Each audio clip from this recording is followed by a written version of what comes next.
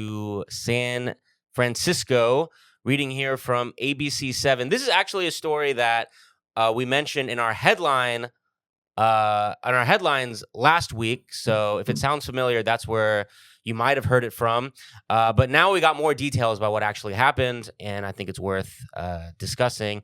Headline is, I-Team talks with homeless man at the center of San Leandro police dumping controversy.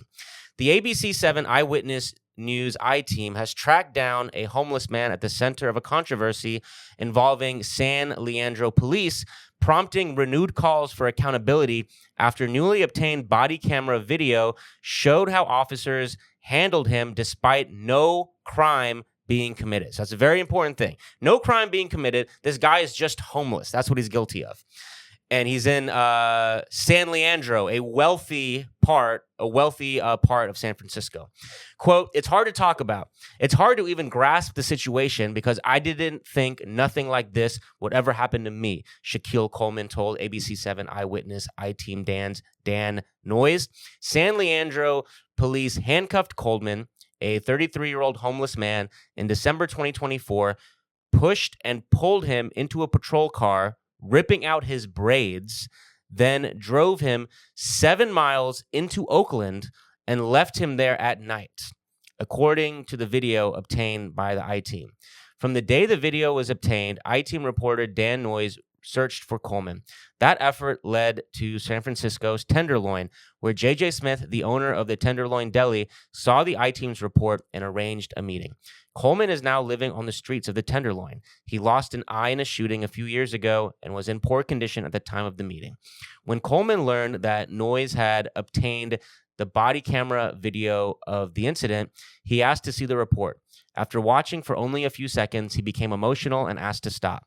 That same night, a crowd spoke in support of Coleman at a BART Police Civilian Review Board meeting. Speakers focused on San Leandro Police Lieutenant Antoinette Turner, who oversaw Coleman's detention and approved the decision to leave him in Oakland away from any BART station, according to the video. Antoinette Turner is now BART Police Deputy Chief in charge of progressive policing and community engagement. Some speakers criticized her demeanor during the incident, pointing to moments where she appeared to smile on camera. So this is insane and infuriating, but in my opinion, it's like kind of one of like the perfect stories to talk about for this podcast because in one sense, like this is not the police's job at all. This man committed no crime. They handcuffed him, threw him in a van. Yes, he did. He was poor. Exactly. They didn't take him to a jail because he committed no crime. They didn't charge him with anything because he committed no crime.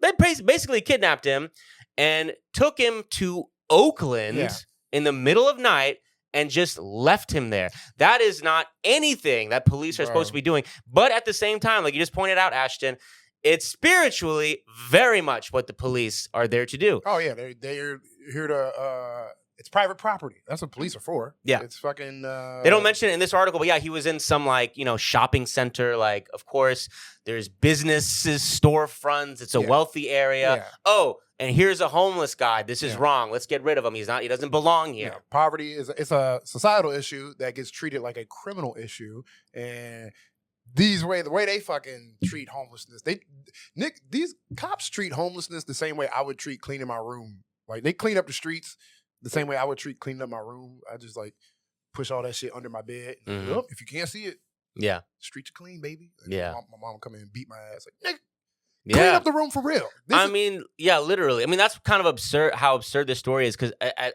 the level of like how much they are literally doing what they're doing. They are literally physically grabbing him and putting him in Oakland. Taking him from the rich part where he's not supposed to be, putting him in the black part of town where he, quote unquote, is supposed to be. I mean, it's so on the nose. Yeah, they don't do nothing. And then when people try to like provide fixes to the systemic issues that like cause all this homelessness and cause all these poverty and make people put people in these situations, you get fucking billionaires funding astroturfed influencers being like, look at the policies Mom Donnie's trying to help the homeless. He's ruining New York. And it's like, we need to fix this shit. This is like... Yeah. I mean, San Francisco, they had that... what was he? A mayor, DA? I think it was a San Francisco DA, Chase something. It was like a famous thing that happened where he was instituting all these policies that were like diverting resources from prosecuting homelessness to instead like helping the root problems. But he was recalled out because of like billionaire forces in SF astroturfed a campaign against him. So insane how we have politicians who want to help people, and then you'll go online and just see these influencers who've been clearly paid just making nonsensical arguments against the working class. There's literally influencers who our whole goal is to make arguments against working class, and then you just see their comments and you're like, you're getting ate in these comments, my nigga, because your point is dumb as hell. Like this shit is insane. Or you'll see the opposite, where the comments are all in support, and you're like, all right, so they got they're in charge of the comments too. Yeah. It's all fake. It's all that dead internet theory. You just bots on bots, bots programmed to say things, and then bots go and just push it up. I don't know. I just know you can't treat joblessness like fucking a broken TV. Beat it till it works. Beat these people till they start working again. And you can just maybe provide opportunity, maybe some housing, maybe some places they can get food. Also, fuck everything. To be quite honest with you. Because like not only do we not have like spaces for homeless, we don't got spaces for anything. It's just work, your house, and in a bar. There is no places for homeless. There's not even places for you to go that isn't a bar or like. There used to be like go out, walk around. If you're in a city like we are in New York, like if we walk around outside and your legs hurt, look to see if there's a fucking bench. Yeah. Look to see if there's a fucking bench for you to sit on. There's not. Why? Because there's such a problem with the unhoused, and if they don't have anywhere to go, so they're gonna hang out. They're gonna have a seat on a public bench because we all deserve a seat every now and then. And so, what do our cities do? They're like, wow, this is a really tragic situation. Let's get rid of the benches. Yeah. That's why that's the problem. When I see a homeless person on a train, and they're like laying across like 4 seats, just gotta let them sit. Unless I really want to sit down, then I'd be like, nigga, get your ass up. Sure. Hey, get your ass up. You're under arrest. Yeah. Where's that officer at? No. But it's just a whole you're solving the problem. It's like it's the leeches of how they used to think leeches would cure every ailment. Like, well, just suck it out. No, motherfucker, they need real medicine. They need real. Yes. This is not going to fix any of that.